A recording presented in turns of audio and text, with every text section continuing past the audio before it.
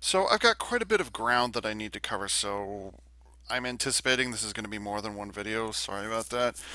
It's just kind of like a whole bunch of things all just came together all at the same time, and I was like, which one do I do first? And I'm like, fuck it, I'll just do them all at the same time. So expect this one to go for more than one video. At least I'm expecting it to go for more than one video. So, the first to show up, I debated this one for 2 years, and I got it on sale from Fred Meyer's when it was the very last one that they had in stock. I did not actively seek this one out, but it's not the concern like what I was getting, but rather why I was getting it, and you'll understand. Well, yeah. I got the. I can't really call it Ultimate Collector Series because it's not listed as that, but I got the, I'll say, large scale BB-8 from Star Wars Episode 8, The Last Jedi, because this is discontinued as of now. So, yep, I finally gave in and got the big scale BB-8. It's kind of hard to hang on to this. There's so many sharp edges on it. Like, it's very much not the snot technique that they used here. And as you can see, the head can bobble back and forth, and as you can also see, this panel on the side here turns, or it moves a bit. So what happens is when you turn it, you turn his head. His head can spin all the way around. And because if you do this back and forth quickly enough, his head will bob back and forth a little bit. So yes, there is that. It's pretty interesting the way they did this thing. It's kind of a cube-shaped framework, and then the external panels were built in one at a time. And the two side ones are identical except for the center dial thingy. That's different. That's actually a shaft that goes all the way through into the center of the mechanism, and then it goes up into the neck. And then on the front, it's actually easy to get these confused. Even I would get confused if his head was not pointing the correct direction, whatever. Um, but on the front, there's a little door, and on the what is technically the left side, they actually have it colored. You'll never see it once you have the thing fully assembled, but believe it or not, it's actually color coded on the inside. What the left side, the right side, the top, the front, and the back. They actually do have it color coded with different colors, which was actually quite useful, actually. But anyways, if you turn this left panel here, let's see, am I going to turn it the right way? No, tilt it forward, and little flamethrower pops up. Probably the most defining moment of BB-8's entire three-story arc or three-movie arc is when he gave Finn a thumbs up aboard the Millennium Falcon. It's like, yeah, we cool, dude. So yeah, he's got the little flamethrower, and he cannot. You cannot tilt it forward any further than that. It's constantly pointed backwards. So whatever. But anyways, and then you can just as easily. Actually, I could maybe show the inside. I don't know. And you have to manually close the door. But yeah, it just deploys all by itself. So yep, that's it. Unfortunately, just because of his size, I don't know if this was like a scaling issue, like they wanted to keep it in scale with the Ultimate Collector Series R2D2, which was released many years ago, which coincidentally I have right here. So I've got this, and there's a lot more doors and stuff to open up on this thing. Hell, I mean even the legs move back, and you can actually open up the tripod. You can create the tripod thing. In fact, the only thing that this can't do, aside from deploy those rocket engines that we'll never speak of again, the only thing you can't do is actually roll. There are no wheels on the other side. Although I think if you played around with it, there's rounded pads. There's Lego pads right here on the other side, and that's it. But he can't actually roll, which I got to admit I was disappointed with, and I thought he would. So, anyways, this is filled to the brim with all kinds of little door goodies and whatnot. Let's see, is he going to work? It's really hard to grab these things from this side. Which way does it go? Come on. The power of editing. Is it going? Yeah, there it goes. You know what? I want to help it out. And I just pushed it back in. Ah, there we go. I don't know why that one struggled so much. Ouch, can't twist my wrist that way. So here's a little the data access arm, I guess, whatever it is. So, I mean, oops, now I gotta turn it back. Can't because perspiration. So that's the only one I'm gonna show just because time consuming. You can also turn his head and which way? This way. These things open up as well. So, yeah, whatever. So there's a couple of extra doors and stuff like that in here, and you can also convert the whole thing. But I imagine that Lego, when they made the BB-8, I don't know if there was a deliberate decision to keep them in scale with each other. I'm not certain of that, but just sheer coincidence, they are actually in scale with each other, or they're pretty darn close to each other. I think BB-8 might be like up here. I'm not sure, but it's pretty close. It's pretty darn close to in scale. So yeah, and that BB-8 may very well be the only. I think it was well, ordinary. Yeah, I think it was only $77 on sale because usually it was like 99 or $100, something like $95, something like that. This may very well be the only money that Disney ever gets out of me for the sequel trilogy. That's it. I've got and I mentioned it before. Was it Director Krennic's Imperial Shuttle? I've got that thing, which is is it the Omega class shuttle or the Delta class shuttle? I don't remember. But anyways, this may very well be the only money that Disney ever makes off of me. Well, I also bought the Rogue One 2 disc Blu-ray thingy. So yeah, so that's it. $4.05 billion and 5 movies and this and 2 Lego sets and a DVD. That's all they got out of me. I haven't seen Rogue One for a while. Anyways, I should rewatch it. And then of course it comes with a display stand, just like R2 did, except that R2's was not a display stand that you actually had to fit the thing into. It's just this little panel here, and then a little scale size R2D or a minifig scale R2D2. But there is a minifig scale BB-8 right there, which again does not roll. And this is the same type of BB-8 that they gave you across all of them. So still debating. Need to make my mind up soon. I might get Kylo Ren's command shuttle. I might because well, I don't care about the minifigs on the inside. I really don't. Like, I don't even know who they are, and I've never seen the movie, and I'm not going to see the movie as far as I'm concerned. I just I like the design of the shuttle. I like it. I like it. I like it a lot.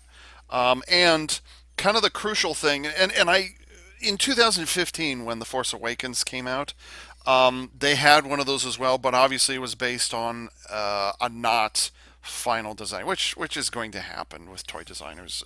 For these things, you have to plan a year and a half ahead of the movie's release in order to get the stuff prototyped and all that stuff. So obviously the original version of Kylo Ren's shuttle had the right shape, but it didn't have all the features. And the biggest feature it didn't have is that the wings did not open up. If you played around with it a little bit, if you messed around on the interior, things you usually don't do with these things, then you could get the wings to just drop open like that. But and even the landing gear on the bottom of the wings, even that was not in the final version of the movie. Um, but more importantly, the color did not match. It was all in grays and light grays, and the cockpit, which actually I don't think the cockpit was even red, which it was in the movie, but in the Lego version it wasn't. So the only reason that I would get the updated version for the Ruse of Soywoker is because, well, I think it's a neat design and they fixed the wings, although I think you can still modify it so the wings go out even further. I'm not certain. Um, but the disadvantage is now the wings, for whatever reason, they decided to make wings an internal gear mechanism. So they actually sacrificed internal storage space in order to have a knob on the back, one of the engines. You turn one of the engine nozzles, and then the wings open and close, which is really weird because even if you're not hanging onto it, the wings will just drop all by themselves. It's like there have been other times where Lego's done that better. So it's like, do I really want to get it or not? So like, do I want to sort of, you know, speaking of regrets, I could kick myself because was it 10 or 12 years ago, something like that. They had it was among the first of the Ultimate Collector series Lego sets. They had a 2.5 foot, possibly even 3 foot. I think it was a 2.5 foot Imperial Star Destroyer, and it was Ultimate Collector Series. Oh, I kicked myself and I kicked myself. I saw it in Toys R Us a couple of times, but I kept waiting for it to go on sale, waiting for it to go on sale, waiting for it to go on sale. I'm fairly certain I've told this story before somewhere else. And then when I finally have enough money, I'll go get it. Oh crap, we're sold out and they're not making it anymore. I'm like, fuck me. So Disney, in their infinite wisdom, decided to make a new version of it, which is a couple of inches longer, has nothing on the interior, which is fine, whatever. It's got a shit ton of minifigs that have absolutely nothing to do with anything at all. Whatever. I'm just going to put them back in the bag. It's got, I think, 1,000 more pieces, and it's slightly bigger, but it's $400 more than the previous one, which was only $300. So it's more than double the cost of the original one. Like, don't get me wrong, I still want to get it, and it still looks fantastic, but just $400, and it's during the Disney era. And I just that would be a hard pill to swallow. I mean, hell, it's half the cost of my computer. It is half the cost of my computer. So, like, is it worth that much to get one of those things? So yeah. Um, the only Lego kits that I wish I had gotten in the last five, well, now 6 years, because it's 2015. I guess it'd be 5 years. Learn to count, Ava, seriously. Is also from what's it called? Rogue One. Is the TIE Striker, which or no, is that right? Yeah, the TIE Striker, the one that had the wing that folded up and down or whatever it is. I would like to get that. I was late. I was late to the game and getting that one because like I've never purchased a Tie Fighter from Lego before, like ever. So like, eh. I also missed my chance to get the First Order Tie Fighter, but the reason I didn't get that for the Force Awakens is because I don't think it had the turret on the bottom. I mean, the Force Awakens actually made TIE fighters cool for me when they painted them black, had a big old red stripe on one side, and then most importantly, they had that turret on the bottom. So that was cool. I liked it. It's like, okay, oh my god, I actually want to get a TIE fighter toy for the first time in my life ever. But I missed my chance to get it, and also I kind of chose not to because it didn't have the turret on the bottom. So if there, anyways, I'm still debating getting Kylo Ren's updated command shuttle. I got BB-8, kind of done with that. But again, this is from Last Jedi, not the Haruza Soy Ogre. And then I think the only other one that I kind of regret, they never made a kit, but I wish they had, is the cargo shuttle that Rogue One hijacked in the movie. It had four wings on it. It was a cargo shuttle, but it didn't have a tail, but it did have four wings that folded down. I wish they'd made a minifig scale version of that because, like, oh my god, that thing would have been huge. And I have this odd tendency to collect nothing but shuttles from Lego, so whatever. Um, so yeah, I got this, and yeah, I know it only has the two gimmicks on it, and I knew that. I've done that for 2 years. Well, almost 3 years at this point, because this would have come out 3 years ago. So yeah, it came out in 2017. Years 2020. So yeah, I knew it only had two gimmicks on it, but I can live with that, I guess. And really, I can't think of any others because I've only seen him in two movies, and he was barely there in the second one. I think. You see, Disney, this is the problem. He's not memorable. Well, he kind of is. Is he the replacement for R2D2? No, he's not. Oh God, I just realized. I wish. Now that I think about it, I wish that did actually it would have been like the last vestiges of Fox when they still had when they were still an independent company. I wish, and I may have mentioned this before that Lego had made an Ultimate Collector Series version of Chopper from Star Wars Rebels. Oh, that would have been fan freaking tastic. He's the cat that everybody hates. By the way, I love cats. So used to, still do. So yeah, I want them to make a chopper. Most regretfully, they won't do it, and even if they do, it'll probably be way overpriced or something like that. Oh, that reminds me. There's also a panel in the bottom, and he does actually balance without the display stand. You can see here the display stand. You can see his little antenna right here. So yeah, he can be displayed without the stand. But I like having the stand around. So whatever. He doesn't he doesn't turn about easily when it's on the display stand just because it's so jagged. It's kind of like touching a hedgehog. It's hard to hang on to this thing because there's so many sharp edges. Like, come on, let's go. So, yep. So I got BB-8 and yes, that's it. So yay me. Hey, now that I think about it, a quick question. Um, I made a couple of Lego unboxings. Well, not just unboxings, but where I actually filmed the entire assembly process and then went on fast forward or whatever it is. I asked this before, but I suppose I should ask again. Do you guys want to see me assembling these things and then do a commentary on it? I don't get Lego sets very often, but I've got a couple sitting over there that I've never opened up that are actually smaller than this. Oh yeah, by the way, it was either 2.5 or 3.5 hours. I don't remember which. So there was yeah.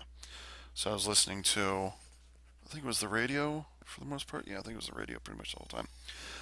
So yeah, this is 2.5 hour. No, I was listening to the Fandom Menace podcasts. Good times. Um, so yeah, do you guys want me to try and do another one of these? Because like I'm under the impression like nobody talks about them or nobody commented on them or anything. So yay or nay, you want me to make unboxing and assembly videos again? Let me know in the comments, please. Speaking of my stereo, just today, I got in the mail. Let's see, how recent would it have been? Oh, it's been well over half a year now. It's probably been about 7 months since the last time I talked about this. I picked up the original CD soundtrack score to Godzilla, King of the Monsters. Oh yeah. I've never heard it all the way through. I'd heard kind of the highlight songs or whatever it is. So like I'd heard King of the Monsters, Godzilla, the Blue Oyster Cult remake song, Mothra's song, Ghidorah's theme, Godzilla main title. So I'd heard a couple of these, but not all of them until now. Um, Actually, I finished listening to this a couple of hours ago, and I had it on repeat. So, um, I've never heard Bear McCreary. Is it McCreary? Yeah, Bear McCreary. I've never heard his stuff before, but like, wow, he really nailed some stuff here. Um, Perhaps, and of course, any movie original score is going to be subject to whatever it is that the movie comes up with. So whatever. But there's a lot of, I suppose, like when it gets to things like Rodin's theme or Mothra's theme or I almost say Godzilla's theme, he nails it. He absolutely nails it. But then kind of all the filler stuff in between. And don't get me wrong, the battle sequences sound great, but there's nothing particularly memorable. I suppose I'll have to listen to it again, but it's kind of moody score. I don't critique CD soundtracks. Like I either like it or I don't. Um, Although I must say I don't think I've really had any duds in my collection. So this certainly won't be the first one. I doubt it. I'm just gonna have to listen to it a couple more times. But anyways, distracted. So yeah, I mean it's fine. I got the movie. I actually got the Blu-ray for Christmas. Saw it a couple of weeks ago just because that's the way my brain works. And still liked it again the second time. There's still a couple of bugaboos I've got with it. I'm really tempted to do a my own audio commentary of Godzilla, the King of the Monsters. Just watch it here, sit there and watch the thing and comment on it again. I've wanted to do that with more than a few movies. I suppose I should ask if you guys want me to pick those up as well or not. The other, yeah, please do leave in the comments. Do you want me to do another movie commentary or not? Please do let me know. Um, there's actually quite a few tracks on this CD, as a matter of fact. But here's the interesting thing about it. If you look closely enough, you'll see it says Disc 1 and Disc 2. This is the first CD soundtrack I've owned for a single movie that has two discs built to it by default that is not a special edition or a collector's edition or something like that. I do have a couple of those like that. Let me think. I do. I did. Evangelion doesn't count because that's like a whole series. That's not a movie. So like, there's multiple CDs of that. I can't remember the last time off the top of my head where a single movie soundtrack that is not a special edition or a collector's edition has two discs in it. That surprised me. I was not expecting that. Um, you can see right here. See, it carries two discs. Dude, what's the name of that? I don't remember. What's the name of the human, the big flying carrier? What was the name of the flying carrier? I don't remember. Anyways, I got a screenshot here, back view of the carriers flying straight at Ghidorah. Ghidorah's like, "Hi, how are you?" Oh, that's awesome. That's great. Okay, so yeah, get it. Recommended. I got this off of Amazon last week, so you get it before they're sold out. If you, I got this mostly to support the cause. Like, yeah, okay. Speaking of supporting the cause, hashtag Sonic movie. I'm hoping I can go see Sonic the Hedgehog. Like, I wasn't planning to watch Sonic the Hedgehog. Like, I've got no interest. I've got no real knowledge because I never played any of the games and I didn't watch any of the series. Got to go fast. But that being said, um, because I'm currently hopped up on the Fandom Menace, the whole Fandom Menace thing, um, I want to go and tell Paramount Pictures that I liked that they supported the fans rather than social media, rather than the report or what's called the shill media, the access media. I'm sorry, the access media. I want to support them and show my support for that because like that was an incredible thing that they did for the Sonic the Hedgehog movie. So I'm going to go reward them. I would like to, and even if I don't watch them, even if I don't watch in theater, because again, I only see a movie in the theater maybe once a year, if that. Though me seeing a movie in the theater is few and far between, just because financially and the amount of time it takes to get from my house to a theater takes a while. So it's like it's expensive shit. So I rarely get to the theater simply just because of a situation. But that being said, yeah, I would like to go watch. Cause like, yeah, okay, I'll watch it. And I used to be an old school Jim Carrey fan, not a huge Jim Carrey fan, but like, I saw the Mask and Ace Ventura and a couple of others. So I still remember. What was it called? The Truman Show. I need to watch the Truman Show again. That was a kind of an interesting, kind of a creepy, interesting movie or whatever. It's kind of a Twilight Zone kind of feel to it. But anyways, yeah, I'm planning to go see. I wasn't planning to see Sonic the Hedgehog. Like, oh great, another adaptation of something that's got a CGI character. And I don't care if he looks ugly or not. Like whatever, I'm not going to watch it. But we've heard the complaints of the fans, not of the blue check marks, and we're going to delay the release by 4 months, and we're going to fix things. That's worth my attention. That's worth my money. So like, and I'm not saying it was going to be a bad movie, but like the fact that Paramount Pictures listened to the fans and they said, okay, we will redesign this to suit you rather than the media that we expect to shove this down your throats. Okay, I can go with that. Sure, yeah, all right. Don't expect me to get any of the toys though, because like they didn't have time to redesign all the toys. So unfortunately, all the toys are gonna look like the monster version or whatever of Sonic. But I'm good. Yeah, so I'm going to try and watch Sonic the Hedgehog in the theater, and if not, you'll find out the next time I make one of these videos.